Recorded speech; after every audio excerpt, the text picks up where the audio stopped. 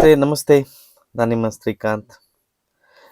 ಇವತ್ತು ನಿಮಗೆ ವಿಂಡೋಸ್ 11 ಯಾರ್ಯಾರು ಬಳಸ್ತಾರೋ ಅವರಿಗೆಲ್ಲ ಹೊಸ ಅಪ್ಡೇಟ್ ಬಂದಿದೆ. ಅಂದರೆ 23H2ದಿಂದ 24H2ಗೆ ಅಪ್ಗ್ರೇಡ್ ಆಗೋದು without pen drive, without data loss ಎರಡನ್ನೂ ಉಪಯೋಗಿಸ್ಕೊಂಡು ಅನ್ಸಪೋರ್ಟೆಡ್ ಪಿ ಸಿಗಳಿಗೆ ವಿಂಡೋಸ್ 11 ಹೊಸ ವರ್ಷನ ಇನ್ಸ್ಟಾಲ್ ಮಾಡೋದು ಹೇಗೆ ಅಂತೇಳಿ ಇವತ್ತು ನಾನು ನಿಮಗೆ ತಿಳಿಸ್ಕೊಡ್ಲಿಕ್ಕೆ ಹೊರಟಿದ್ದೀನಿ ಸ್ನೇಹಿತರೆ.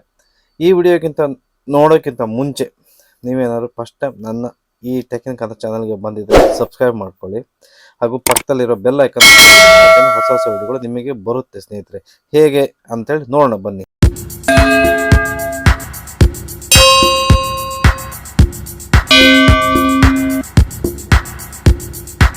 ಫಸ್ಟ್ ನಾನೀಗ ಕ್ರೋಮ್ ಬ್ರೌಸರನ್ನು ಓಪನ್ ಮಾಡ್ಕೊಳ್ತೀನಿ. ಯಾಕಂದರೆ iOS ಹೊಸ 24H2 ಹೊಸ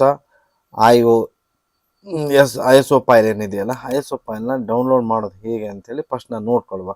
ಫಸ್ಟ್ ನೀವು ನಿಮ್ಮ ಕ್ರೋಮ್ ಬ್ರೌಸರ್ನ ಸರ್ಚ್ ಬಾರಲ್ಲಿ ವಿಂಡೋಸ್ 11 ಡೌನ್ಲೋಡ್ ಅಂತ ಹಾಕಿ, ವಿಂಡೋಸ್ 11 ಡೌನ್ಲೋಡ್ ಹಾಕಿ ಅಲ್ಲಿ ತೋರಿಸುತ್ತೆ, ವಿಂಡೋಸ್ 11 ಡೌನ್ಲೋಡ್ ಅಂತೇಳಿ ತೋರಿಸುತ್ತೆ. ಆಮೇಲೆ ವಿಂಡೋಸ್ 11 ISO ಫೈಲ್ ಡೌನ್ಲೋಡ್ ಅಂತಲೂ ತೋರಿಸುತ್ತೆ, ವಿಂಡೋಸ್ 11 24H2 ಡೌನ್ಲೋಡ್ ಅಂತ ತೋರಿಸ್ತದೆ. ನೀವು ಯಾವ್ದು ಬೇಕಾದರೂ ಕ್ಲಿಕ್ ಮಾಡ್ಬೋದು, ಅಲ್ಲೇನೋ ಇದೇ ಬೇಕು ಅಂತಿಲ್ಲ. ಇಷ್ಟು ಕ್ಲಿಕ್ ಮಾಡಿದಾಗ ಈ ರೀತಿ ಒಂದು ಪೇಜ್ ಓಪನ್ ಆಗುತ್ತೆ. ಫಸ್ಟಲ್ಲೇ ಮೈಕ್ರೋಸಾಫ್ಟ್ ಅವ್ರದ್ದೇ ವೆಬ್ಸೈಟ್ ಓಪನ್ ಆಗುತ್ತೆ. ವೆಬ್ಸೈಟ್ ಓಪನ್ ಆದಾಗ ಅದನ್ನು ಕ್ಲಿಕ್ ಮಾಡ್ತೀವಲ್ಲ, ಕ್ಲಿಕ್ ಮಾಡಿದಾಗ ಈ ರೀತಿ ಬರುತ್ತೆ ನೋಡಿ ಸ್ನೇಹಿತರೆ. ಫಸ್ಟ್ ಇದೆ ನೋಡಿ ತೋರಿಸ್ತೀವಿ, current release Windows 11 2024 update version 24H2. ಈ ವರ್ಷನ್ನ ನಾವು ಇವತ್ತು ಇನ್ಸ್ಟಾಲ್ ಮಾಡೋದು ಹೇಗೆ ಅಂತ ತೋರಿಸ್ತಾ ಇದ್ದೀನಿ ಸ್ನೇಹಿತರೆ. ಫಸ್ಟ್ ನೀವು ನಮಗೆ ಬೇಕಾಗಿದ್ದೇನಪ್ಪ, ಡೌನ್ಲೋಡ್ ವಿಂಡೋಸ್ 11 ಇಮೇಜ್ ಫಾರ್ 64 ಡಿವೈಸಿಗೆ ISO ಫೈಲ್ನ ಡೌನ್ಲೋಡ್ ಮಾಡಬೇಕು. ಡೌನ್ಲೋಡ್ ಮಾಡಬೇಕಂದ್ರೆ ಫಸ್ಟ್ ನೀವು ಸೆಲೆಕ್ಟ್ ಡೌನ್ಲೋಡ್ ಕೊಡಿ, ಅಲ್ಲಿ ಆಪ್ಷನ್ ಇದೆಯಲ್ಲ ಅದನ್ನು ಕ್ಲಿಕ್ ಮಾಡಿದಾಗ ಇಲ್ಲಿ ಕೇಳುತ್ತೆ Windows 11 multi edition ISO for 64 bit, ಇದು 64 ಬಿಟ್ಟು ಇಲ್ಲಿ ಡೌನ್ಲೋಡ್ ನೌ ಅಂತ ಇದೆಯಲ್ಲ, ಆ ಡೌನ್ಲೋಡ್ ನೌ ಮೇಲೆ ಕ್ಲಿಕ್ ಮಾಡಿ. ಕ್ಲಿಕ್ ಮಾಡಿದಾಗ ಈ ರೀತಿ ಕೇಳುತ್ತೆ, ಸೆಲೆಕ್ಟ್ ದಿ ಪ್ರಾಡಕ್ಟ್ ಲ್ಯಾಂಗ್ವೇಜ್ ಅಂತ ಕೇಳುತ್ತೆ. ಇಲ್ಲಿ ನೀವು ಚೂಸ್ ಮಾಡಬೇಕು ಲ್ಯಾಂಗ್ವೇಜು. ಇಲ್ಲಿ ಹೆಚ್ಚಿನದಾಗಿ ಇಂಗ್ಲೀಷ್, ಅಂದರೆ ಯುನೈಟೆಡ್ ಸ್ಟೇಟಲ್ಲಿ ಇಂಗ್ಲೀಷನ್ನೇ ಬಳಸ್ತಾರೆ. ಇನ್ನು ಕೆಲವರು ಇಂಗ್ಲೀಷ್ ಇಂಟರ್ನ್ಯಾಷನಲ್ನೂ ಬಳಸ್ತಾ ಇದ್ದಾರೆ ಸ್ನೇಹಿತರೆ. ನಾನೀಗ ಆಲ್ರೆಡಿ ಕಾಮನ್ನಾಗಿ ಎಲ್ಲರೂ ಹೆಚ್ಚಾಗಿ ಬಳಸೋದು ಇಂಗ್ಲೀಷ್ ಇಂಟರ್ನ್ಯಾಷನಲ್ ಅಲ್ಲ, ಇಂಗ್ಲೀಷ್ ಯುನೈಟೆಡ್ ಸ್ಟೇಟಸ್. ಇದು ಒಂದು ಕ್ಲಿಕ್ ಮಾಡಿದ ನಂತರ ಇದು ಸೆಲೆಕ್ಟ್ ಆಗುತ್ತೆ. ಕೆಳಭಾಗದಲ್ಲಿ ಕನ್ಫರ್ಮ್ ಕೊಡಿ. ಕನ್ಫರ್ಮ್ ಕೊಟ್ಟಾಗ ಮತ್ತೆ ಮುಂದಿನ ಪೇಜಿಗೆ ರೀಡೈರೆಕ್ಟ್ ಆಗುತ್ತೆ. ಈ ರೀತಿ ಬರುತ್ತೆ ನೋಡಿ ಸ್ನೇಹಿತರೆ. ಈ ಪೇಜಲ್ಲಿ ಇಲ್ಲಿ ಕೇಳುತ್ತೆ ವ್ಯಾಲಿಡ್ 24 hours ಒಳಗೆ ನೀವು ಈ ಒಂದು ISO ಫೈಲ್ನ, ನಮಗೆ ಈ ಲಿಂಕ್ ಎಕ್ಸ್ಪೈರ್ ಆಗಲಿಕ್ಕೆ ಟೈಮ್ ಇರುತ್ತೆ, ಅಷ್ಟರೊಳಗೆ ನೀವು ಡೌನ್ಲೋಡ್ ಮಾಡ್ಕೋಬೇಕು. 64 ಬಿಟ್ ಅಂತಿದೆಯಲ್ಲ, ಡೌನ್ಲೋಡ್ ಮೇಲೆ ಒಂದು ಕ್ಲಿಕ್ ಮಾಡಿ. ಕ್ಲಿಕ್ ಮಾಡಿದಾಗ ನಿಮಗೆ ಈ ರೀತಿ downloads IDM internet download manager ಬಳಸಿದ್ರೆ ಈ ರೀತಿ ತೋರಿಸ್ತದೆ. ಇಲ್ಲಾಂದ್ರೆ ಡೈರೆಕ್ಟಾಗಿ ಕ್ರೋಮಲ್ಲೇ ಡೌನ್ಲೋಡ್ ಆಗಲಿ ಶುರು ಆಗ್ತದೆ. 5 GB 41 ಏನು GB ಡಾಟಾ ಇದೆಯಲ್ಲ, ಅಷ್ಟು ಡಾಟಾ ಸ್ಟಾರ್ಟ್ ಡೌನ್ಲೋಡ್ ಅಂತ ಕೊಡಿ. ಡೌನ್ಲೋಡ್ ಕೊಟ್ಟಾಗ ಡೌನ್ಲೋಡ್ ಆಗುತ್ತೆ ಸ್ನೇಹಿತರೆ. ಆಲ್ರೆಡಿ ನಾನು ಡೌನ್ಲೋಡ್ ಮಾಡಿ ಇಟ್ಕೊಂಡಿದ್ದೀನಿ, ಹಾಗೆ ಡೌನ್ಲೋಡ್ ಮಾಡಲಿಕ್ಕೆ ಏನು ಹೋಗಲ್ಲ, ನೀವು ಡೌನ್ಲೋಡ್ ಮಾಡ್ಕೊಳ್ಳಿ. ಡೌನ್ಲೋಡ್ ಮಾಡಿದ ನಂತರ ಎಲ್ಲಿ ಲೊಕೇಶನ್ ಇದೆ, ಡೌನ್ಲೋಡ್ ಆದ ಫೈಲ್ನ ಲೊಕೇಶನ್ನ ಎಲ್ಲಿ ಅಂತ ಹುಡ್ಕೊಳ್ಳಿ. ನಾನು ನನ್ನ ಇನ್ನೊಂದು ಡ್ರೈವಲ್ಲಿ ಇಟ್ಟಿದ್ದೀನಿ ನೋಡಿ, ಇದೆ ವಿಂಡೋಸ್ 11 ಏನು ನನ್ನ ಕಂಪ್ಯೂಟರ್ಲಿ ಇದೆಯಲ್ಲ ಅಲ್ಲಿ ಇಟ್ಟಿದ್ದೀನಿ. ಇದೆ ಈ ಒಂದು ಫೈಲ್ ಏನಿದೆ ಇದನ್ನು ಮಸ್ಟ್ ಆ್ಯಂಡ್ ಶುಡ್ ಆಗಿ 7 zip ಅನ್ನು ಬಳಸ್ಕೊಳ್ಳಿ ಸ್ನೇಹಿತರೆ. ಇದು ಶೋ ಪ್ರಾಪರ್ಟೀಸ್ಗೆ ಹೋಗ್ತೀನಿ, 7 zip ಅಂತ ಇದೆಯಲ್ಲ ಅದು ಗೂಗಲ್ ಸಿಗುತ್ತೆ, ಹುಡ್ಕೊಳ್ಳಿ. 7 zip ಅಲ್ಲಿ ಎಕ್ಸ್ಟ್ರಾಕ್ಟ್ ಹರ್ ಮಾಡಿ, ಇಲ್ಲ ಎಕ್ಸ್ಟ್ರಾಕ್ಟ್ ವಿಂಡೋಸ್ 11 ಇಂಥದಕ್ಕೆ ಹೋಗಿ ಎಕ್ಸ್ಟ್ರಾಕ್ಟ್ ಹರ್ ಕೊಡಿ. ಹರ್ ಕೊಟ್ಟಾಗ ಅದು ಎಕ್ಸ್ಟ್ರಾಕ್ಟ್ ಆಗುತ್ತೆ. ನಾನು ಆಲ್ರೆಡಿ ಎಕ್ಸ್ಟೆಂಡ್ ಮಾಡಿ ಇಟ್ಕೊಂಡಿದ್ದೀನಿ ನೋಡಿ. ಇಲ್ಲಿ ವಿಂಡೋಸ್ 11 ಅಂತ ಒಂದು ಡೆಸ್ಕ್ಟಾಪಲ್ಲಿ ಅದು ಸಿ ಡ್ರೈವಲ್ಲೇ ಕಾಪಿ ಮಾಡಿ ಇಟ್ಕೊಳ್ಳಿ ಸ್ನೇಹಿತರೆ. ಬೇರೆ ಪ್ಲೇಸಲ್ಲಿ ಎಲ್ಲಿ ಮಾಡಿಬಿಡಿ, ಸಿ ಡ್ರೈವಲ್ಲೇ ಈ ರೀತಿ ಡೆಸ್ಕ್ಟಾಪ್ ಮೇಲೆ ಕಾಪಿ ಮಾಡಿಟ್ಟು ಅದನ್ನು ಎಕ್ಸ್ಟ್ರಾಕ್ಟ್ ಮಾಡಿ. ಎಕ್ಸ್ಟ್ರಾಕ್ಟ್ ಆದ ನಂತರ ಈ ರೀತಿ ಓಪನ್ ಆಗುತ್ತೆ. ಅಲ್ಲಿ ಸೌರ್ಸ್ ಅಂತಿದೆಯಲ್ಲ ಸ್ನೇಹಿತರೆ, ಈ ಸೌರ್ಸನ್ನು ಓಪನ್ ಮಾಡಿ. ಓಪನ್ ಮಾಡಿದಾಗ ರೈಟ್ ಕ್ಲಿಕ್ ಮಾಡಿ. ರೈಟ್ ಕ್ಲಿಕ್ ಮಾಡಿದಾಗ ಕೆಳಗಡೆ ಬರುತ್ತೆ ನೋಡಿ, ಓಪನ್ ಇನ್ ಟರ್ಮಿನಲ್, ಮೇಲ್ಭಾಗದಲ್ಲಿ ಕಾಣುತ್ತಲ್ಲ ಓಪನ್ ಇನ್ ಟರ್ಮಿನಲ್ ಅಂತ ಇದೆಯಲ್ಲ ನೋಡಿ, ಇನ್ನೊಂದು ನೋಡ್ಕೊಳ್ಳಿ, ಓಪನ್ ಇನ್ ಟರ್ಮಿನಲ್. ಈ ಟರ್ಮಿನಲ್ನ ಓಪನ್ ಮಾಡಿ. ಓಪನ್ ಮಾಡಿದಾಗ ಈ ರೀತಿ CMD ಫೈಲ್ ಓಪನ್ ಆಗುತ್ತೆ. CMD ಅಂದರೆ ಇಲ್ಲಿ CMD ಬರೀಬೇಕಾಗುತ್ತೆ, ಒಂದು ಸಣ್ಣ ಕೋಡ್ ವರ್ಡ್ ಇದೆ, ನಾನು ಅಲ್ಲಿ ಹಾಕಿರ್ತೀನಿ ಏನು ಅಂತೇಳಿ. ಜಸ್ಟ್ CMD ಅಂತ ಟೈಪ್ ಮಾಡಿ ಎಂಟರ್ ಟೈಪ್ ಮಾಡಿ. ಎಂಟರ್ ಟೈಪ್ ಮಾಡಿದಾಗ ಈ ರೀತಿ ಮತ್ತೆ ಎರಡನೇ ಸಾಲು ಓಪನ್ ಆಗುತ್ತೆ. ಎರಡನೇ ಸಾಲಲ್ಲಿ ನೀವು ಒಂದು ಸಣ್ಣ ಕೀವರ್ಡ್, ಒಂದು 20 ಅಕ್ಷರ ಕೀವರ್ಡ್ ಬರೀಬೇಕು. ಸೆಟಪ್ ಸ್ಪೇಸ್ ಬಿಡಬೇಡಿ. ಸೆಟಪ್ ಅಂತ ಬರೆದ ನಂತರ ಮತ್ತೆ ಇನ್ನೊಂದೆರಡು ಅಕ್ಷರ ಬರೀತೀನಿ ತಡೀರಿ, ನಾನು ಕೋಡನ್ನು ಬರೆದಿಟ್ಕೊಂಡಿದ್ದೀನಿ. ಅಲ್ಲಿ PPREP ಅಂದರೆ ಸೆಟಪ್ ಪ್ರೆಪ್ ಅಂತ ಬರೆದು ಒಂದು ಡಾಟ್ ಕೊಟ್ಟು EXE ಅಂತ ಬರೀರಿ. ಆಮೇಲೆ ಒಂದು ಸ್ಪೇಸ್ ಕೊಡಬೇಕು. ಮತ್ತೆ ಸ್ಪೇಸ್ ಕೊಟ್ಟಾದ ನಂತರ ಒಂದು ಕ್ರಾಸ್ ಬಾರ್ ಕೊಟ್ಟು ಅಲ್ಲಿ ಮತ್ತೆ ಪ್ರಾಡಕ್ಟ್ ಒಂದು ಸ್ಪೇಸ್ ಕೊಡಬೇಕು, ಮತ್ತೆ ಸರ್ವಿಸ್ ಅಂತ ಬರೀಬೇಕು ಸ್ನೇಹಿತರೆ.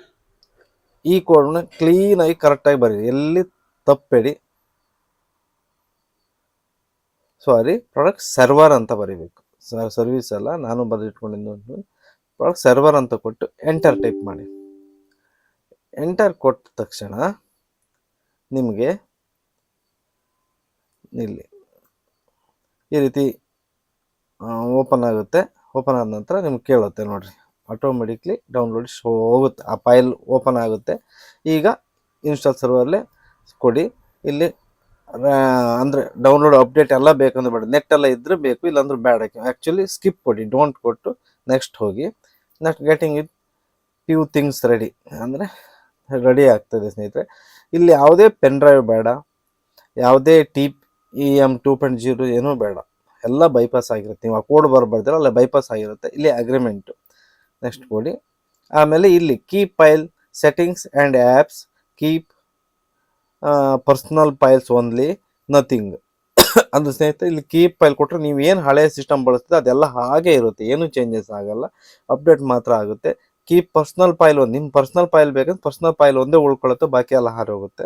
ನಥಿಂಗ್ ಅಂತ ಕೊಟ್ಟರೆ ಏನೂ ಇರಲ್ಲ, ಎಲ್ಲನೂ ಅಳಿಸೋಗುತ್ತೆ, ಹೊಸ ಬಂದ್ಬಿಡುತ್ತೆ. ಹಾಗಾಗಿ ನೀವು ಇಲ್ಲಿ ಮಾಡಿದ್ರೆ ಅಪ್ಡೇಟ್ ಮಾಡೋಕೆ ಕೊಟ್ಟಿದ್ರಿ, ಏನು ಕಳ್ಕೊಳ್ಳೋಕೆ ರೆಡಿ ಇಲ್ಲ. ಹಾಗೆ ಕೀಪ್ ಅಂತ ಇಟ್ಟು ನೆಕ್ಸ್ಟ್ ಕೊಡಿ.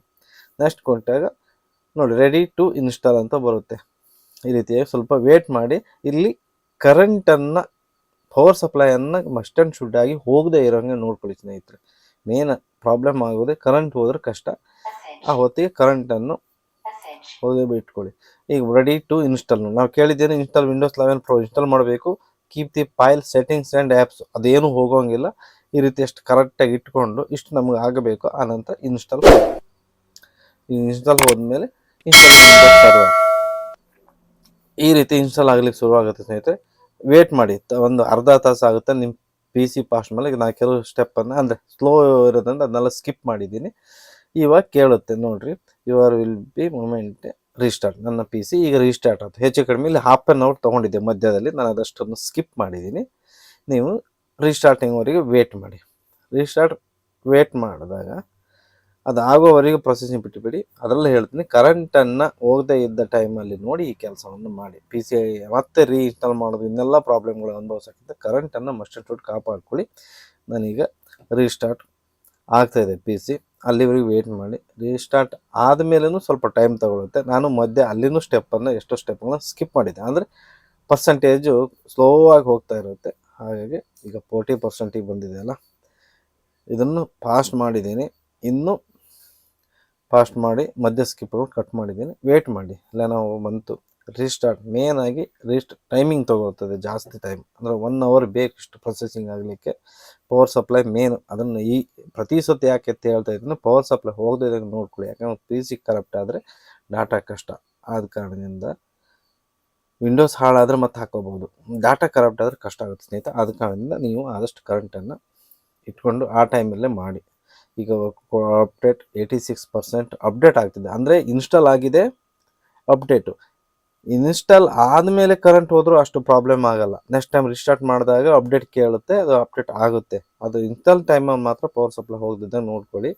ಇದು ಅಪ್ಡೇಟ್ ಆಗ್ತಾ ಇರೋದು, ನಮ್ಮ ಎಲ್ಲ ಡಾಟಾ ಫೈಲ್ಗಳನ್ನು ಅಪ್ಡೇಟ್ ಮಾಡ್ತಾ ಇರುತ್ತೆ. ಇಲ್ಲ ಕೀಪ್ ಯುವರ್ ಕಂಪ್ಯೂಟರ್, ಅದು ಮಸ್ಟ್ ಆ್ಯಂಡ್ ಶುಡ್ ತಿಳಿಸುತ್ತೆ, ಪ್ಲೀಸ್ ಕೀಪ್ ಯುವರ್ ಕಂಪ್ಯೂಟರ್ ಆನಾಗಿ ಇಟ್ಟಿಡಿ, ಯಾವ ಕಾರಣಕ್ಕೆ ಆಫ್ ಮಾಡಬೇಡಿ ಅಂತೇಳಿ. ವೇಟ್ ಮಾಡಿ. ಫುಲ್ ಪರ್ಸೆಂಟೇಜ್ ಆದಮೇಲೆ ಮತ್ತೆ ಒಂದು ಸುತ್ತು ರೀಸ್ಟಾರ್ಟ್ ಆಗಿ ನಿಮ್ಮ PC ಆನ್ ಆಗೋವರೆಗೆ ಸ್ವಲ್ಪ ವೇಟ್ ಮಾಡಿ. ಅಂದರೆ ಟೈಮಿಂಗ್ ಇಟ್ಕೊಳ್ಳಿ, ಜಾಸ್ತಿ ಟೈಮ್ ತೊಗೊಳ್ತಾ ಇದೆ ಸ್ನೇಹಿತರೆ. ಇಲ್ಲಿ ಟೈಮ್ ತೊಗೊಳುತ್ತೆ, ಯಾಕಂದರೆ 5 GB ಡಾಟಾ ಇನ್ಸ್ಟಾಲ್ ಆಗೋದೊಂದು ಸಣ್ಣ ಮಾತಲ್ಲ.